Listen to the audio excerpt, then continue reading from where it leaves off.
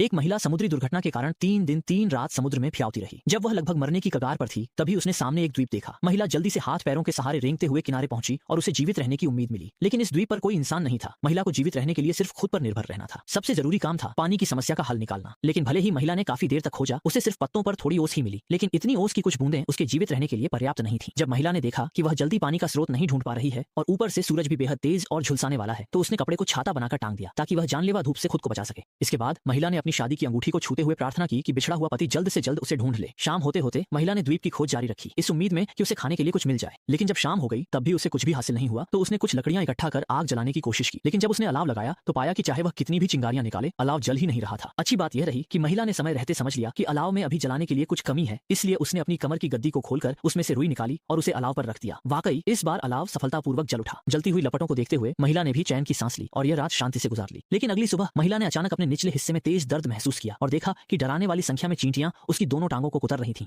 हालांकि महिला ने जल्दी सारी चींटियां हटा दी, लेकिन उसकी टांगों पर घाव बन चुके थे। चूंकि निर्जन द्वीप पर साधन सीमित थे, वह बस जल्दी से पट्टी बांध पाई और फिर खाने पीने का सामान ढूंढने निकल पड़ी। वह पहले ही एक दिन और रात से भूखी थी। उसकी मानसिक स्थिति भी डगमगाने लगी थी। कहते हैं भगवान कभी किसी का रास्ता पूरी तरह बंद नहीं करता। जब महिला बहुत भूखी और प्यास से बेहाल थी, तभी उसे एक नारियल का पेड़ मिल गया। नीचे गिरे नारियल सड़ चुके थे, जिन्हें बिल्कुल भी खाया नहीं जा सकता था। पेड़ पर ऊंचाई पर लगे नारियल देखकर महिला मजबूरी में उन्हें छोड़ने के अलावा कुछ नहीं कर सकी। जल्दी ही शाम हो गई, लेकिन वह अब भी द्वीप पर कोई सामान नहीं ढूंढ पाई। और बुरी बात यह थी कि जब वह आग जलाकर खुद को गर्म करने की तैयारी कर रही थी, तभी उसे याद आया कि पिछली बार आग जलाते समय उसने अपनी कमर का तकिया भी आग में फेंक दिया था और अब उसके पास आग जलाने के लिए कोई सामग्री नहीं थी। अंधेरे जंगल में महिला बस यही दुआ कर सकती थी कि कहीं उसका सामना किसी खतरनाक जंगली जानवर से न हो जाए। जल्दी ही अगला दिन आ गया और महिला को पिछली रात आग न जलाने की वजह से बड़ी मुसीबत का सामना करना पड़ा। एक अजगर ने उसे कसकर जकड़ लिया था। इस वक्त महिला चाहती थी कि उसकी सांस भी थम जाए, क्योंकि कोई भी हलचल उस सांप को उकसा सकती थी। अच्छी बात यह रही कि अजगर वहां से गुजर रहा था और जल्दी चला गया। इसके बाद महिला तुरंत उठकर रास्ता तय करने लगी, क्योंकि उसे जंगल के खतरों का एहसास हो गया था। जरा सी लापरवाही उसे हड्डियों का ढेर बना सकती थी। लेकिन बाहर भागना आसान नहीं था, क्योंकि टांग का घाव सड़ने लगा था और हर कदम दर्द हो रहा था। फिर भी दृढ़ इच्छा शक्ति से वह आखिरकार जंगल से बाहर निकलने में सफल रही। अधमरी हालत में उसने एक आदमी को देखा, लेकिन महिला में अब मदद के लिए पुकारने की ताकत नहीं थी और वह जमीन पर गिरकर बेहोश हो गई। सोचा भी नहीं था कि जब होश में आई तो खुद को आरामदायक बिस्तर पर पाया। उसने सामने खड़े आदमी को देखा और सोचा कि उसी ने जान बचाई है। लेकिन आदमी ने सिर घुमाकर दरवाजे पर खड़े कुत्ते की ओर इशारा किया और बताया कि असली जीवनदाता वही कुत्ता है। असल में जब महिला बेहोश हो गई थी तो कुत्ता तुरंत उसके पास आया और अपनी भौंकने की आवाज से मालिक का ध्यान आकर्षित किया, जिससे महिला की जान बच सकी। सच्चाई जानने के बाद महिला भी अनायास ही बोल उठी, कुत्ता वाकई इंसान का सबसे अच्छा दोस्त है।